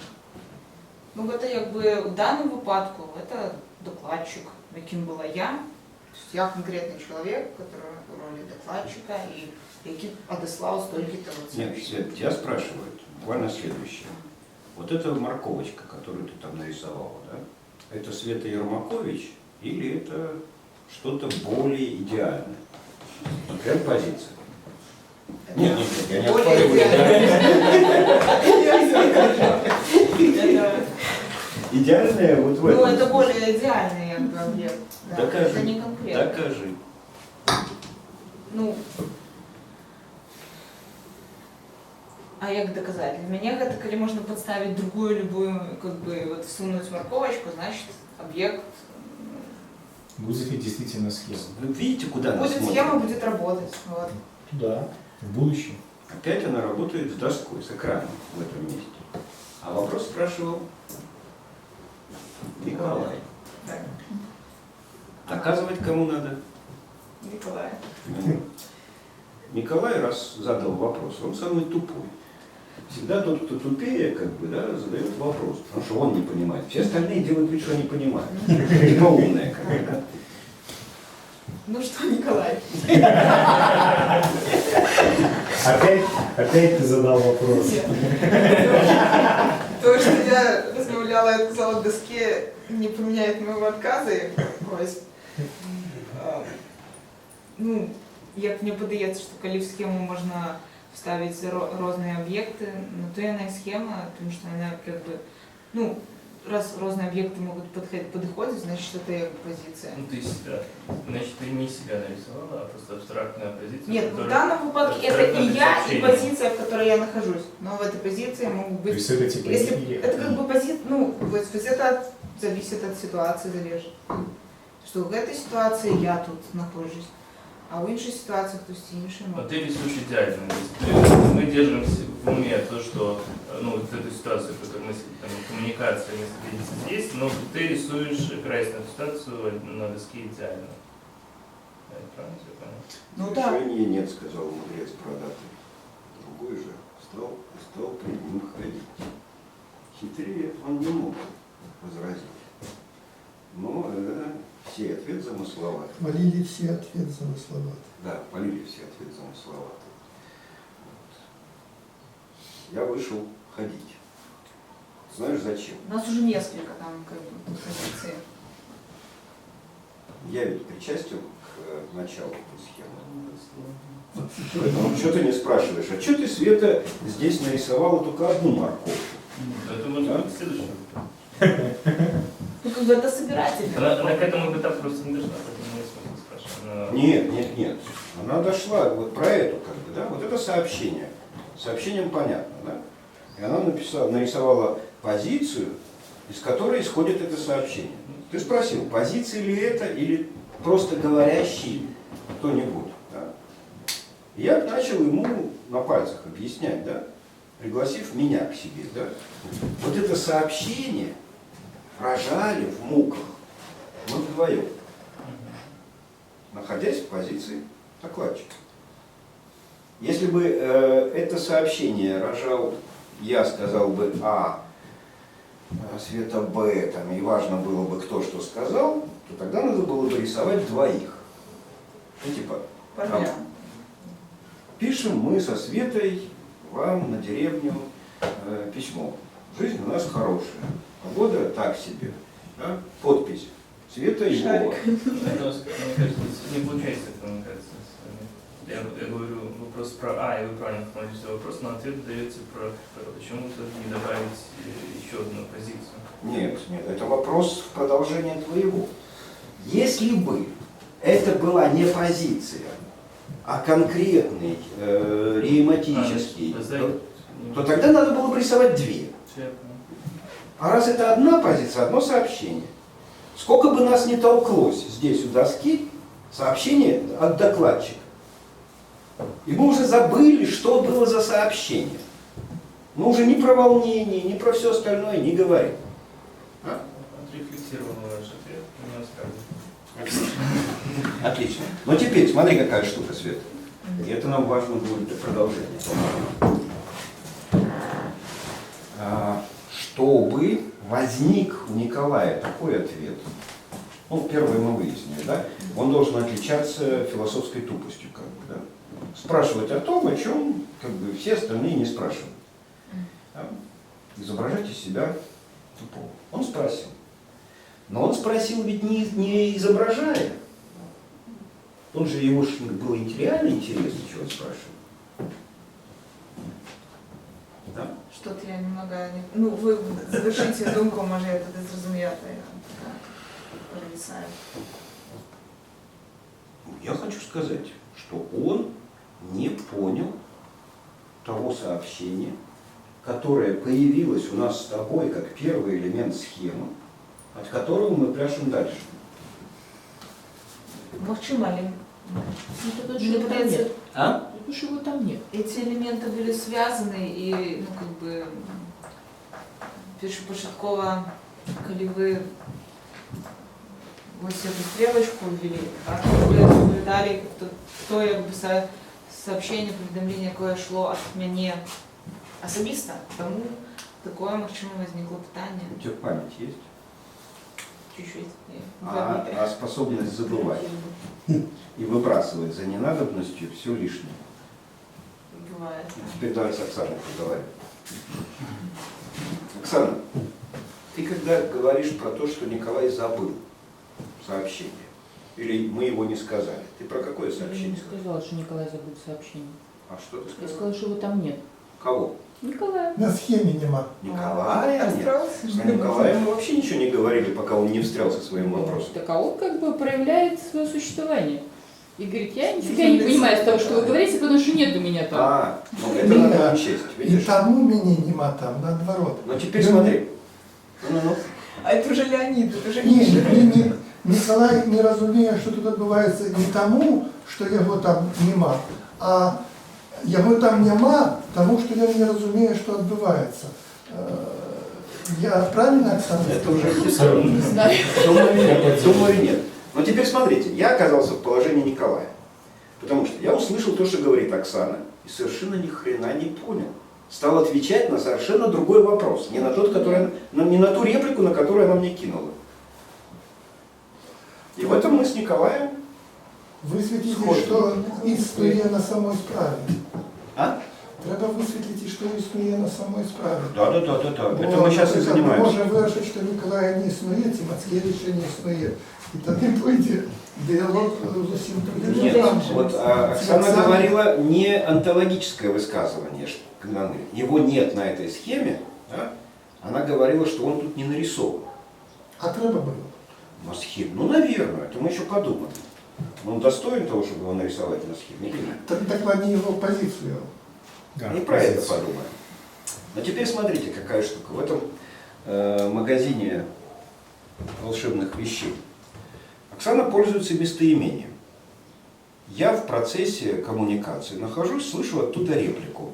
Потому что его нет здесь, да? Его это кого? Я-то думал, что местоимение его означает содержание вот этого сообщения, на котором мы толклись, и которое формально, отбросив все эти самые смыслы и содержания, формально нарисовали на схеме. Я думал, она говорит про сообщение. Она, оказывается, про Шуркевича говорит. Извините, сразу как это возникло непонимание. Да? Да. У Николая одно непонимание, у меня другое непонимание. И теперь, ты можешь нас с Николаем и с нашим непониманием нарисовать на этой схеме? Это же элемент нашей ситуации.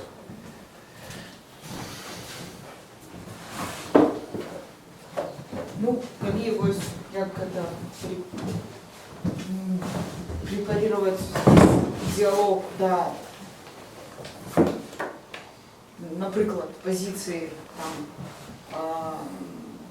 я і Ніколай, Цілий Володимир Володимирович і Оксана, то тоді в одній з позицій, наприклад, ось знаходжусь я, да, Цілий знаходжусь, і у накшталт подобне или зеркально знаходиться Ніколай чи Оксана. Ну, накшталт, є некий меседж, посил з другого боку, ну, як би на зустріч можна називати. І він заходить від іншої позиції. Якби не вас, а когось іншого. Какой посыл в нашей ситуации ты находишь? Ну, какого посыла? Ну, Пока еще никто никого никуда не послал. ну так, ну меседж, пакет, это можно назвать як завгодно, да? Ну, отлично. Значит, мы как бы предполагаем сейчас, что следующим шагом Я вас пошлю, да? в введении схемы должна быть позиция, которую мы пронаблюдаем. Ну, Опять так. же, рефлекснули Пронаблюдаем. слегка в лице Николая и меня. Да? Ну да, я вот такой шаг бачу самым интуитивно вот близким. Ну и интуитивно, и по ситуации так складывается. Но только как бы у меня есть усложнение к этому. Надо нарисовать не только позицию, но еще и наше непонимание. Ну вот я поэтому и говорю, что как бы до посыла пока еще обратного не дошло ничего. Мы пока не, никто никого пока не написал никакого ответа, ну кроме фиксации непонимания. Ни я, ни, я уже запуталась, где Николай не получили. То есть мы пока разбираем только ситуацию, как это, сообщение, которое не встретило понимание, которое испортилось по дороге, понимаешь? Не, ну как это, на схемках про интернет малюють, да, там как бы такое, типа, почтовую открытку и зачеркнуто, да? Не дошло до адресата. Ну я жартую.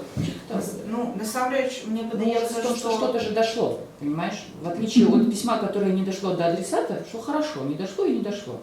Что-то до меня, что до Мацкевича что-то дошло, и до Николая что-то дошло, но не то, что ты говорила. Так, магчыма, але мне падаецца, це щось наступний якби ось етап, ну, некий. Наступний крок, а не той, який буде зараз. Ну, Почему? Хорошо, подожди, а какой зараз тогда? Ну ось зараз я би намалювала таку ж стрілочку насустреч. І конкретний конфлікт тут не бачу сенсу обозначати. Тобто тут може бути несколько исходов, да? Тобто може це... Когда я бросил реплику, что ты наврала, я имел в виду, что ты наврала, что помнишь схему мыследеятельности практически. Ну может быть. Сейчас Давайте ты исходишь из своего Вот неправильного воспоминания и классическая ситуации. запись Ага, да, все, я наврал. Аня, ну что вы подсказываете? Я лгал, я лгу. Ну просто ты хочешь нарисовать диалог, которого пока нет. Как бы, не Да. ориентируясь на ситуацию, ориентируясь на свое воспоминание по схеме. А в ситуации пока как бы нет никакого диалога. И там, слава богу. Ну да, туди нема диалога, окей. Но Так а что есть? есть некое понимание. Там, да, я так разумею. Що я просто, получается, що так як ви мені показали, як воно повинно виглядати, я пытаюсь зараз подобрати ті слова, які можуть описати схему, яку я побачила. Да? Ну давай рисовать. Якби, Давай вводить. Итак, нам уже понятно, что вот эта морковка – это позиция. Да? Да. Позиция того, кто породил, выпустил сообщение. так, Значит, нужна позиция другого. ну да. Треба новое. Можно, вот это будет, может быть, на Вторую морковку можно уже смело рисовать. Отлично. А что это за другой? Николай. В данном выпадку Николай. Тип и Оксана. Ну это, да, Кто сеет? тело. Нет, А не оппозиционно Оксана, я. кто это другой? Ну, в смысле, чем определяется этот другой? Откуда он взялся вообще? Ушами. Ну, вот откуда он взялся. Ну, что мы вообще про него можем сказать? То, что он не ты. Это хорошо уже, да? А еще? Казик и Юзик. А еще? Сустрелись, это Ну, в общем. Ну, слушайте, кто ты такие, откуда ты взялся? рефлексирующий, слушайте. Где? Почему? Откуда? Вот вы знаете, что он рефлексирующий? Может, Объясните не, мне. не, Я пока не могу ничего сказать, кроме того, что это, ну вот если мы берем это из ситуации из нашей, и у нас в ситуации есть одна позиция, якая высылает Мгм. поведомление, есть хтось, кто его ну, не опрацовывает, принимает и не принимает. Ну, то есть предполагается, что тот, кому я отправляю это сообщение, Да. как минимум. Уж там, как он его обрабатывает, Да, рефлексирующий, это мы пока ну, ничего не знаем. опрацовывает Да? это, Знаю да. почему. Но это тот, кому я в глаза смотрю. Ну, в смысле, это тот, кому я отправляю сообщение. Кому отправляется, да, или в данном случае, даже если мы как бы все стоим в одной позиции, да, мы все равно визави. Мы гегелевский иной, но вот не просто иной метафизический, как инопланетяне там или еще что-нибудь такое, да, а деятельностный, активный иной. Активный это значит, что я могу говорить магнитофону, могу говорить в стенку, да, но я говорю рефлексивному, интенциональному субъекту. Ну, А это значит, да. что он способен к действию. Ну, и это адресат моего сообщения. Да, конечно. Не мир, как Конечно. бы, и люди, которые Да. тут зачем-то собрались и Да, так далее и тому да. подобное. Это люди, которым я говорю. Да. И хочу донести Да. до них как бы Да. то, чего вот Да. у меня там аж три линии Да. нарисованы. Да. Мгм. Причем адресована ему непосредственно только одна из линий. Почему мы рисуем тремя стрелочками, да? Да. Конечно. Которые? А? Которые? Средненькая. А что там средненькое?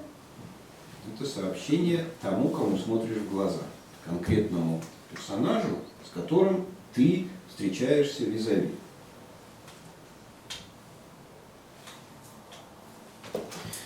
Еще одна басня. Понятно. Еще одна басня. Мне как-то приходилось иметь дело с одной маленькой строительной компанией, в которой был очень забавный прораб,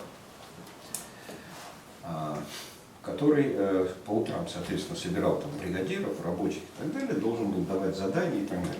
И он вел себя следующим образом на этих планерках. Он стоял или садился, накатывал глаза, почти как Светлана, глядя в будущее, и говорил: итак, чего я хочу? Я хочу раз, два, три. Там, да? Потом переводил глаза на того, кому говорил, и ты должен. Раз, два, три. Я хочу, и ты должен. Да? Вот. И все это словами. Итак, когда он говорит ты, эй ты, он взывает к жизни эту позицию. То, что ты должен, происходит говорение уже в нижней стрелочке. Оно адресуется к деятельности, потому что не важно, что Сергей, я на него сейчас посмотрел, как бы, да, Если я прораб, то тогда вся моя фирма, все мои бригады попадают в это, кому я должен сказать, что они должны. Как бы, да? Поэтому я могу говорить бригадиру, а адресовано это его бригаде бетонщиков, например. То есть я его вижу, да? А сообщение мое про действие или деятельность, которая должна быть совершена. Но что я говорил, когда смотрел в потолок? Чего я хочу? Я говорил о чем-то идеальном. И вот это все, вот в этот прораб и демонстрировал, при этом очень, как это, живо, да? Я хочу. Говорится вслух. Ты, взывается к жизни собеседник живой, визави, должен. Описывается деятельность. Но это все сообщение, которое направлено тому, кто вызван к жизни. Нет, обрати внимание. Я хочу. То, что я хочу, оно идеально. В прорабском мышлении, в прорабском мире его желания совпадают с желанием демиурга, Творца Вселенной. Ну, вы хотите сказать, что это у него просто это самое... Он считывает это с экрана чистого мышления. Я все понимаю, но зачем он это вносит в коммуникацию? Это же... А он об этом не говорит. Это коммуникация сейчас происходит. Конечно. То есть это не важно, это у него просто слово недержание, поэтому он про себя не может подумать, поэтому говорит вслух. А на самом деле это не является содержанием сообщения. Не так. Все не так. Так следующее, что с одной стороны он работает с экраном, с чистым мышлением. Да? С другой стороны, он знает конкретную ситуацию, где надо вырыть, забетонировать, там, забить, гвоздь и так далее, и так далее. Это деятельность, действия какие-то, да. И у него есть персонаж. Персонаж, который деятельный персонаж, способный перевести сказанное в действие, например, но главное, он наделен удивительной способностью понимать сказанное. Удивительная способность. И этот прораб, зная о наличии такой удивительной способности у своих бригадиров, что они не к стенке говорятся, что они поймут, он облегчает им понимание. Каким образом? Считывая с экрана чистого мышления, чего он хочет. Понимаешь? Это облегчает понимание. Ладно, хорошо. Вернемся потом к этому, потому что... Ну, ладно, хорошо. Отлично. Пока да. Отлично, да? Так вот, вторую морковочку мы нарисовали. Дай-ка я буду рисовать, а то времени уже как-то мало. С тобой замучаешься, пока тебя добьешься. Тем более, что нарисуешь, что неправильно. Что-то ему сообщено, этому клиенту. Да? Что сообщено? То, что он существует. То, что он является второй стороной в диалоге. И то, что он является второй стороной в диалоге, который обязан совершить некое действие. Я-то говорю, а он-то, падла, слышит. И это самое ужасное, что может случиться. Когда вот есть обращение, которое обнаруживает человека, который услышал. Да, эй, ты. Да. Вот оно и есть. Вот он и есть. Да. В принципе, как гопники. Теперь, Вызывают коммуникации. Ну, конечно, можно по-гопнически, можно более вежливо, по-разному можно, да? Вот. Но, как бы, я вызвал его к жизни как деятельного, слушающего субъекта и сообщаю ему какую-то идею. Чистую, грязную или, да, идею. Нечто, я содержание ему передаю. И я организую определенным образом его действия. Ну, например, ты являешься участником введения схемы, потому что эту схему, Николай, я ввожу не на потолок, не в книжку, я тебе ввожу схему. Ты, значит, являешься соучастником. Так и запишем. Во всем. Всем это к науке. Знаешь, как научные тексты вежливые пишутся? Там не пишется «эй, ты», а там пишется «мы считаем». Там сразу объявляется, что это все мы, там, это как бы отвечаем за это. Да, британские ученые, да. И так далее. Но обрати внимание, вот как бы, да, и это, как бы, он реагирует, когда ты ему говоришь «эй, ты» или там «мы», британские ученые считаем, там, и так далее, да, вот он взывается в жизни как действующий субъект, осуществляющий слушание и понимание. Да? Но и при этом как бы ему сообщается, что надо делать. Это вы сейчас нарисовали второй раз то же самое? Да, что-то вы примираете. Я нарисовал то же Вы самое. нарисовали сейчас то же самое второй раз. Конечно. Ну, Я нарисовал то же самое. Но только я нарисовал сказанное и услышанное. И выяснилось, что Света, которая репрезентирует собой позицию говорящего, сказала одно и нарисовал. Николай, который при этом присутствовал, которому говорилось и вводилась эта схема, услышал что-то свое. Оксана сказала что-то, а я услышал что-то свое. И это фатально и фундаментально никогда не совпадает. Да.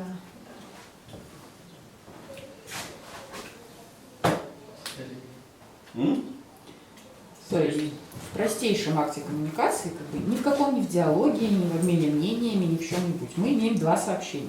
В простейшем акте коммуникации. Да. Два сообщения. Разных. Да. Одно сказанное, второе Принято. дошедшее. И они не равны. И они не равны. Ну, при этом это вот средняя частка, коли у всех выше друга чуете, то она может спорить. Оно никогда не совпадает. Средняя часть. Да, среднее. Ска- То есть сказанное. между ними они не совпадают. Тут не от слуха что-то зависит. Конечно, Средняя частка от слуха. Нет, Чем не от слуха. нет. Вот смотри, если воспринимать этот ваш пример с «эй, ты» как вызовом к жизни Ты имеешь в виду вот это этого самого среднее? адресата, да? Ну, Соответственно, если я тебе говорю «эй, ты», и ты знаешь, ну, как бы, это коммуникация обусловленная. Ты знаешь, кто я, кто ты, в какой Это ситуации уже это ориентир происходит. стрелка. Так. Ты Все, что я слышишь, знаю. я вызываю к действию одну, как бы, эту самую существо. Если ты говоришь это на районе Гопницком, как то было сказано, и тебе ты говорят. вызовешь совершенно другое существо. Да, ну вот все уже такая через про нижнюю частку, про нижнюю стрелочку. Ну, Я не нижнюю знаю. полосочку. Я пока То есть, что к чему ты взываешь и что это... Мне кажется, пока я не не выгодно. понимаю про разные полосочки. Да, да. Про что к чему, но все равно как бы это же означает, что ну как бы сам, ну как это сам призыв, он ведь может быть тоже проинтерпретирован по-разному. Так это Нет? интерпретация Нет, записывается у Да. нижней. Конечно. Да там все равно. То есть я могу, как это, я прихожу в парламент, обращаюсь, ну как бы по позиции, да, обращаюсь как бы к депутату, а там его нет. Или он не слышит меня как обращение к депутату. Я ему говорю: товарищ депутат, а он-то на самом деле не такой. Вот почему Водолазская собрала тут кучу книжек, а моей любимой книжки тут нет. Она забралась, она читает. Как раз сейчас. Что вы ищете? Вот Вызывающее молчание? вызывающее молчание, да, я писал там про эту штуку следующим образом. Вот выхожу я в толпу людей, да, и говорю: эй, белорусы. Ну и мне отзываются те, кто белорусы. А другие пропускают это мимо ушей, да. Идешь там это самое по улице, а тебе сзади не гопник, а нормальный человек, освоивший все формы вежливости в Беларуси, да, обращается: женщина! Соответственно, я понимаю, не ко мне относится. И иду себе дальше. Да?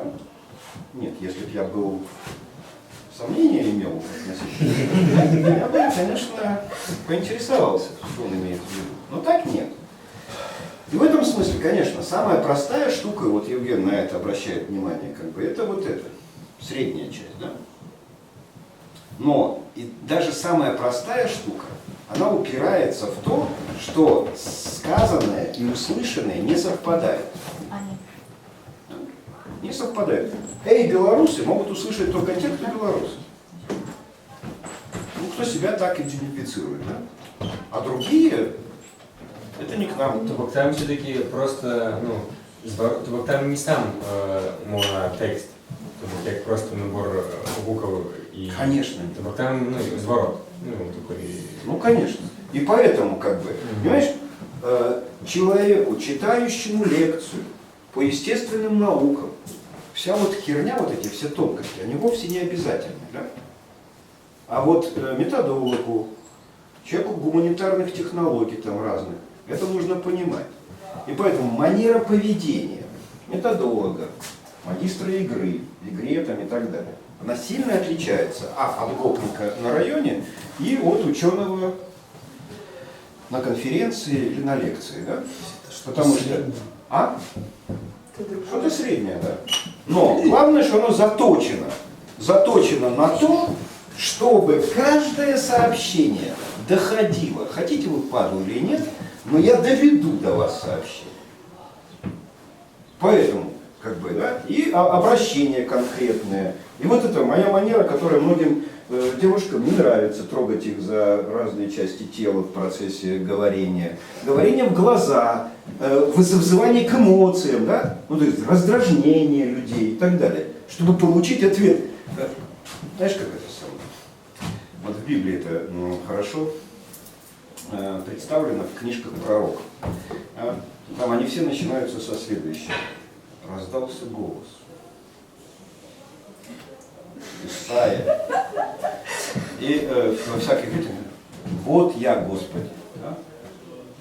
Вот он я Господи. Когда Господь обращается к пророку, он говорит, ты не ошибся. Ты к тому обратился, к которому надо. Да? А если нет, он пытается свалить, как Иона, например. Господь позвал Иону. Тот даже сказал, да, вот он я, Господи. Потом, когда ему рассказывают, я хочу, потом, а ты должен, бум-бум-бум, и в другую сторону повалил, там куда-то, да, корабль свалить на этот самый. Да? Так вот, это самое, нужно довести. И когда мы говорим про введение схемы, это означает, мы очень хорошо понимаем, что то, что мы говорим, другими, если мы не обеспечили среднюю часть, да, может вообще не слышаться, ну как будто это не к ним относится. И как надо нам обеспечить, чтобы это касалось лично их, кому мы это говорим, и были донесены все другие части этого сообщения. Что у нас за другие части сообщения? Идея. Где я нахожусь, да? И действие. Да. И повелительное наклонение. Николай, сбегай туда-то, принеси то-то, то-то. Можно еще раз, чтобы не ошибиться. Значит, средняя линия – это смысл, Адресность. средняя адресность, верхняя идея, а нижнее действие. Правильно? Ну вот смотрите, это условное, как бы мы почему графикой передаем вот эту сложность, да, что каждое сообщение сложно. Да. 3 это даже минимум, как бы там. Ну да. Но в схеме мыследеятельности мы оставляем именно 3, потому что вы помните, что там Светлана сказала, да? Помните? И тогда мы должны как бы расписать. Если пометить зелененьким, то это то, что в сообщении идет из чистого мышления. И в этом же сообщении содержится что-то из мыследействования. При этом это вот, как бы, почему мне трудно отвечать на вопрос про нижнюю стрелочку, да, потому что в этом месте есть ряд сложностей, которые можно будет обсудить потом на устройстве нижнего слоя схемы мыследеятельности. Но здесь, с одной стороны, это то, что является перформативом в самом высказывании. Да? Многие высказывания должны нами анализироваться как перформативные, потому что мы словом действуем, осуществляем слово. Да? Слово уже действие, даже если это описательное слово. Да? Мир устроен так-то.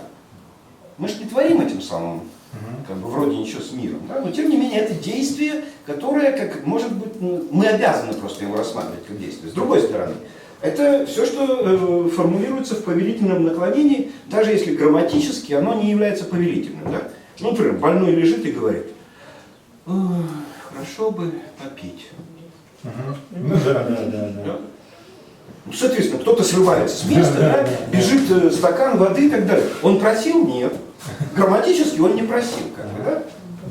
Но это содержится в высказывании. И это надо понимать. Да? А как поступают некоторые наши слушающие собеседники? Да? Идет человек, гопник по району, да? Да. И хочет приколупаться к интеллигенту. Да. Спрашивает, у вас часы есть? Что отвечает интеллигент? Есть. И идет дальше. Другой гопник или там нормальный пролетарий, когда его спрашивают, часы есть? Он смотрит на часы и сообщает, сколько времени, а его спрашивают. Да? Или как это самое знаменитые басни про консультантов всяких. Заблудился бизнесмен. Да? Заблудился, там, не может найти дорогу там, и так далее. Вдруг, человек. Ой, человек! Слушай, где я нахожусь? Ты находишься на 58-й широте, 58 градус северной широты. Слушай, блин, ты консультант, наверное. Почему ты так решил? Ну, потому что я задал вопрос, получил точный ответ с координатами, да, но совершенно бесполезный. Слушай, а ты, наверное, бизнесмен. Откуда ты знаешь? Ну, потому что ты, говорит, хочешь сделать одно, спрашиваешь меня совершенно про другое, когда я тебе отвечаю на твой поставленный вопрос, ты не знаешь, что с этим делать. Спросил бы мне, куда мне идти. Я бы еще, может, подумал. Ты спросил, где я нахожусь. Я тебе писал, где ты находишься. Поэтому все, надо внимательно быть к словам и это самое, соответственно, еще соответственно поступать. А вот что слышим мы, да, как мы на это реагируем? И вот здесь возникает первая проблема, которая схватывается в схеме мыследеятельности. И в этой первой проблеме мы должны понимать, во-первых, есть простейшая часть, чтобы мне сказать что-то Евгену, я должен каким-то образом его цепануть. Могу наступить на ногу, могу там еще глаза посмотреть, позвать. Так ось перший приклад з хворим. І він якби звертається до тих, хто около його знаходиться. Там ситуация. Адресний. Там ситуация. Надо учитывать ситуацию. Коммунистника и сиделка, да, Да не обязательно сиделка. Любой, кто там находится в комнате, зная, что там в комнате больной, у него как бы инсталляция такая. Он инсталлирован на реакции. Точно так же, как, опять же, в невербальной коммуникации. Да? Много раз психологи проверяли, да, что тембр голоса ребенка по-разному действует на разных людей. Во-первых, женщины и мужчины воспринимают его по-разному. Во-вторых, женщины в фертильном возрасте воспринимают его отлично от женщин в нефертильном возрасте. В-третьих, кормящие матери еще иначе воспринимают даже от самих себя, которые в другом возрасте, в другом состоянии. И голос ребенка заточен на то, чтобы нести информацию и побуждать к действию определенных людей в... Ну, конечно. Ну, конечно. Ну, так вот, а что нам делать с этой самой фигней? Что, мы говорим одно, а слышат всегда другое. Тут хотелось упомяниться, что тебе зрозумели. И не просто сказать, что я зрозумел, а что... Обратную связь надо получить и сравнить с изначальным посылом. Ну, да, хорошо, да, про обратную связь, но вот мы на схеме мыследеятельности нарисуем вот такую штуку. То есть нужно обеспечить,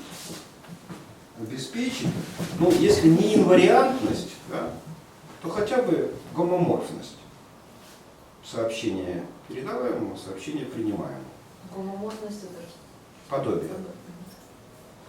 Подобие достаточное для наших целей. А как оно обеспечивается? Ну, технически оно обеспечивается. Вот сейчас смотрите. Пока вот все, что мы зарисовали, да, кто тут промолчал? Ну, да никто не промолчал, в общем-то. Все чего-то сказали, да? Но Оксана совершенно права. Диалога у нас не было.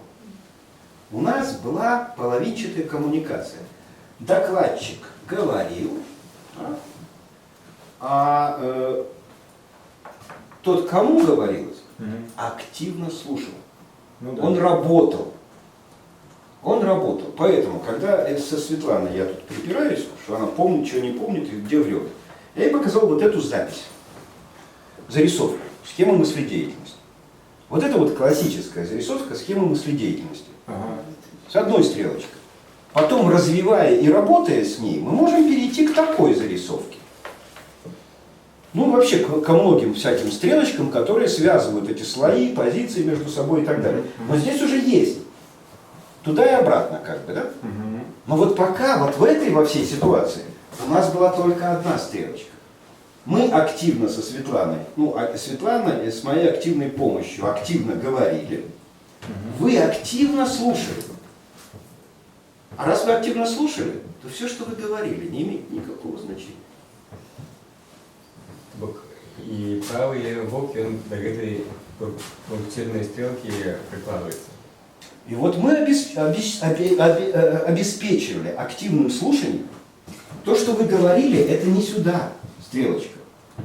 Это попытка наладить все-таки конгруентность сказанного и услышанного.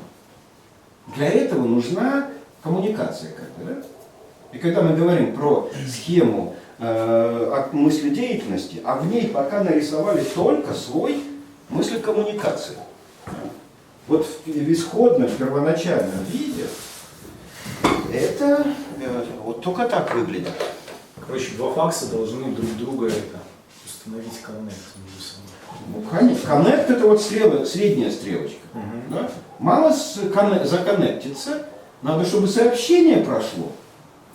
Ну, то есть период налаживания, когда они там связываются, а потом уже, когда факс пошел. Факс пошел, и он должен быть не размыт. Да. Не это самое, да, чтобы он был читаемым, и сообщение, содержащееся, попало. Да? Ну и к тому же оно там, к чему-то обязывает получателя. Вот еще вопрос. Это вот контроль перехода, наша пунктирная стрелка. В нашем случае, в случае активного слушания, получается, что обе стороны, и получатель, и отправитель сообщения, они работают над этим, то есть они заинтересованы в том. Конечно. Но, например, если какой-нибудь маркетолог изучает свою целевую аудиторию, чтобы правильно составить текст для них, то тогда он один работает над этим процессом, потому что получатель не заинтересован на данном этапе. Так вот, надо его заинтересовать. Конечно, если он не проводит фокус-группу, например, да? А просто генерирует сообщения. Да, Там, просто вот креатор, там, изучает, мем какой-то делает и так далее. Ну, конечно, да. Но тогда, по большому счету, он находится в этой позиции. Он эмпатию, то есть распространяет, ну, допустим, эмпатию, если распространяет ее на свою аудиторию, чтобы я бы не так думать, сказал. Я немножко иначе понимаю работу маркетолога. Как бы, да? Я в данном случае говорю не про рекламщика, который оформляет свой тезис, текст, мем, там, я не знаю, еще что-нибудь, да, направленный к аудитории. Я говорю сейчас про маркетолога. Маркетолог на самом деле находится здесь, в этой схеме. Да? Он все делает так, чтобы активно услышать, от чего хотят люди, чтобы потом рассказать это рекламщику, чтобы тот им впендюрил. Ну? То есть маркетолог это слушающий, а рекламщик или там промоутер, он здесь. Да? Но как бы тогда, смотрите, если там маркетолог, то здесь потребитель. А если тут рекламщик, то там же не маркетолог, маркетолога уже там нет. Там потребитель, да? Поэтому позиции эти, они всякий раз должны маркироваться. Но в данном случае мы говорим не про деятельностные позиции, потому что рекламщик и маркетолог это деятельностные позиции. Они должны рисоваться в другом месте. А вот это акт коммуникации, простейший акт коммуникации, в котором есть, понятное дело, две позиции, два сообщения со штрихом, одно сказанное, другое услышанное, и перевод, или усилия по достижению конгруентности этих сообщений. Ну или гомоморфность. Потому что изоморфизма никогда не бывает. Изоморфность сообщений. Ну, за исключением простейших, самых простейших, да? Подвинься там, дай стул там, тут морду получишь. Ну и так далее. Ну и то не всегда. Да. Вот. И это пока мысль коммуникация. Вот то, на чем мы остановились. Смотрите, мы целый семинар провели вот на вот этом, да? В активном слушании и в простейшем говорении. Вот тогда, когда я реагировал на то, что Оксана говорила мне про «его тут нет», да? Я думал, что сообщений нет, как она говорит. А вот сообщение, которое мы дали, вот оно сейчас зарисовано.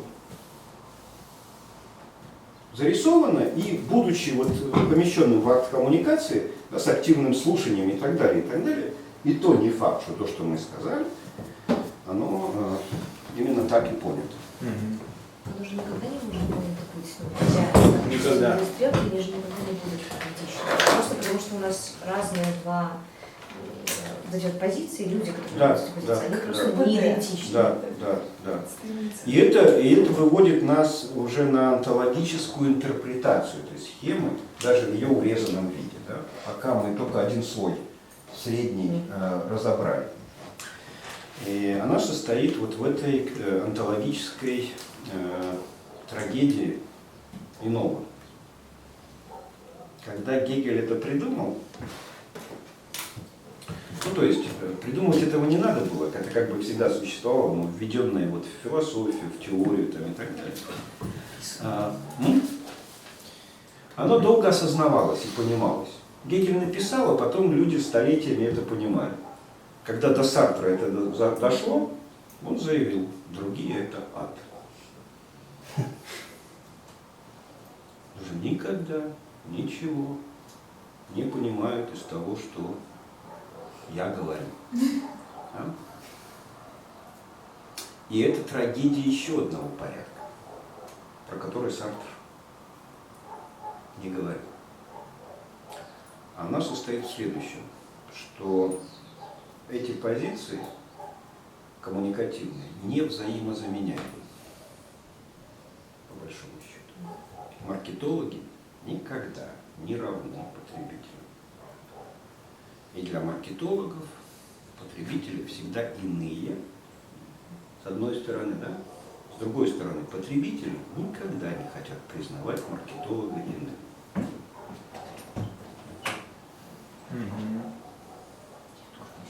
В этом смысле тоже, как бы, да?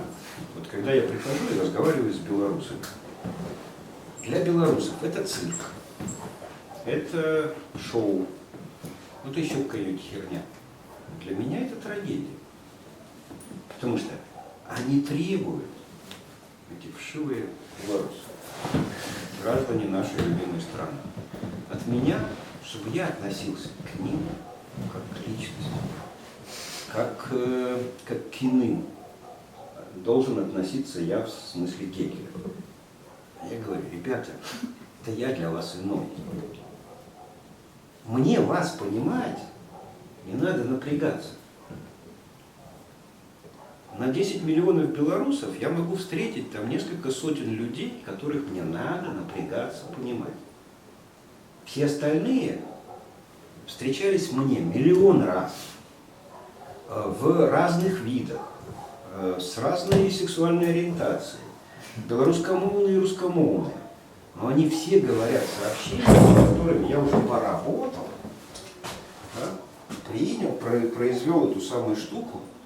И я еще, они только заикаться начинают, как бы в потолок смотреть, я уже знаю, что они скажут.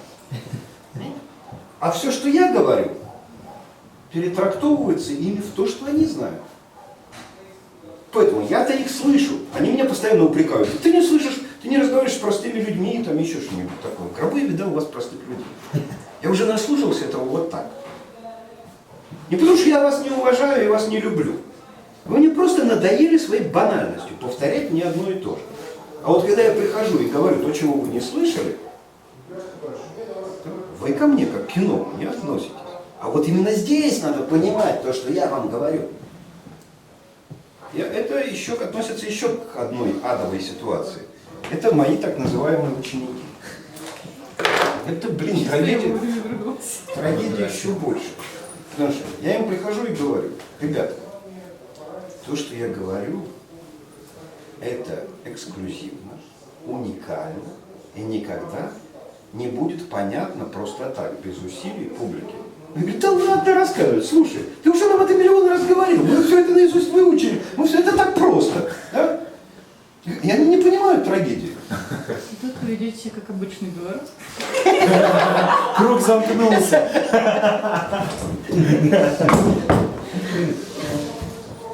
Ну, я думаю, что мы не перейдем уже сегодня, Света. Ты даже присела, я так чувствую, устала. Я вам позволила. Находимся в процессе введения. Да. Ну тогда нам будет чего заняться в следующем схемотехническом семинаре. Ну вот в этом... Вы так и останетесь в этой трагической ситуации? Надо ее прочувствовать. Ничем не обеспеченной мысли коммуникации. Нет, ну Света же рассказала про другие слои. Не вот здесь вот текст, ну просто мой собственный, да, потому что, например, можно почитать, как ГП вводит с Котельниковым схему мыследеятельности. В тексте, там, как он называется, организационная деятельностная игра, как там, чего-то там. Можно послушать многочисленные рассказы, пересказы, перевирания того, как Марк Мейрович на второй игре вводил что? Вот я недавно нашел в интернетах высшую школу методологии в Санкт-Петербурге. Это какое-то ответвление тоже. Не знаю, первый раз слышу.